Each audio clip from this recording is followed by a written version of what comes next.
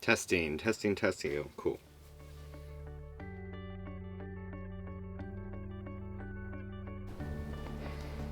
Change is a powerful thing. It's an intimidating but necessary part of life. And no matter how hard you fight it, at some point in our lives, we all have to succumb to change.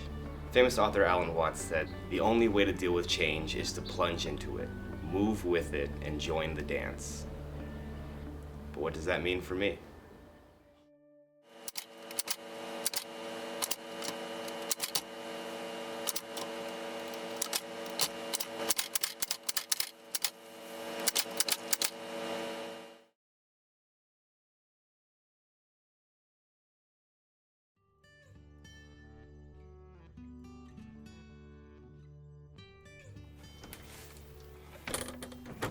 So before we talk about how things are changing, I want to first discuss why things are changing. For those of you who don't know, Abby and I split up earlier this summer in July.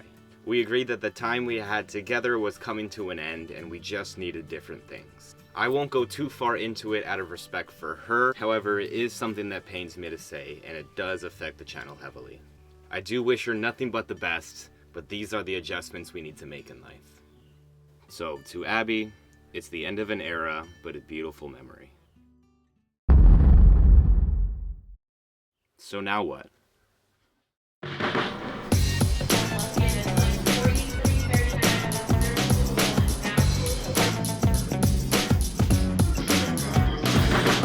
For those of you who don't know, my name is Charlie, and almost 2 years ago, I bought a decommissioned Metro bus from Akron, Ohio, that I now call home. Since then, I've brought along my girlfriend, Abby. The number you have dialed has been changed.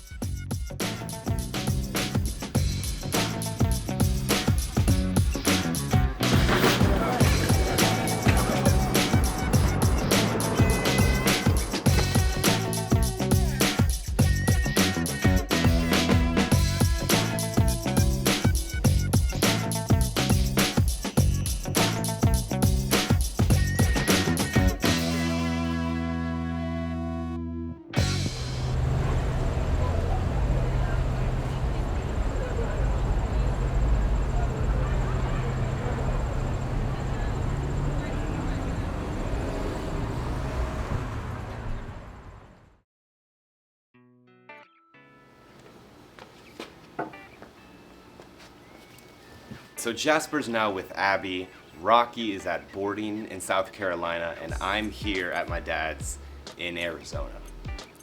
Let me explain. So, as much as I'd like to call this a vacation, it's not. In wake of parting ways with Abby and Jasper, I had also quit the job that was funding everything, forcing myself to make a decision for my life.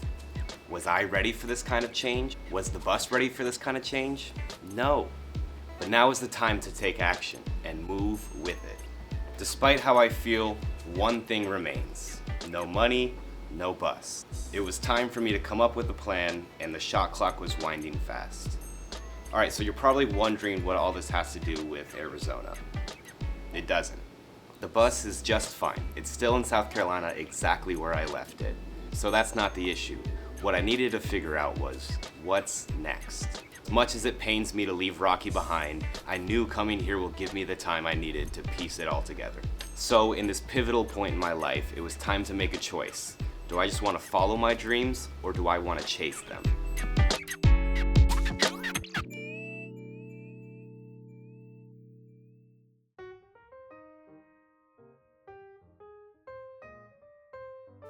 So now let's address the elephant in the room.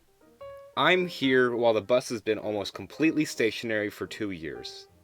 That's simply not what I had envisioned. Regardless of the progress I've made on the inside, it's the fuel that's holding me back the most. Let me put it this way. Here's me, and here's the bus, hundreds of miles apart with 2 intersections connecting them. You can easily look at this and say, if you wanted a vacation, why not take the bus to Arizona? Why pay all this money for flights and boarding, right? Now let me show you the map of CNG stations. This is where we're currently at with CNG stations nationwide. There is a government database that makes it super easy to locate, in theory. Around 50% of these locations are closed down or private pumps for commercial vehicles. So, with some of these stations being 100 miles apart from one another, that's a whole lot of guesswork for me to do while moving my home from place to place. Even if everything goes to plan and I get from station to station, if you look real close here, there's a 215-mile gap between New Mexico and Texas. Keep in mind, the bus holds about 200 miles of CNG in a full tank. Not quite what it used to be when it ran off diesel. I'm just not going to be able to make this happen by blazing this CNG trail. I am stuck. So what does this all mean? I'm just gonna run back home and give up over the fuel type? Hell no. I've put in too much time and effort not to be on the road by now. And just when I thought I was giving up, I was asked a very crucial question. Why not just switch it back? So if I use the money I have now to convert the bus back to diesel, not only will I give myself free rein to go anywhere, I'll double the mileage I do have to be able to access some of the national parks and further out places that I haven't been able to go with CNG. Yes, it's going to take me a lot of work to get the bus roadworthy, and it's going to cost me a lot of money to make this conversion. That is all stuff that I can handle and I'm ready for. Everything else will fall into place. Change to me means potential, to be more and do more, and we only get one shot at it.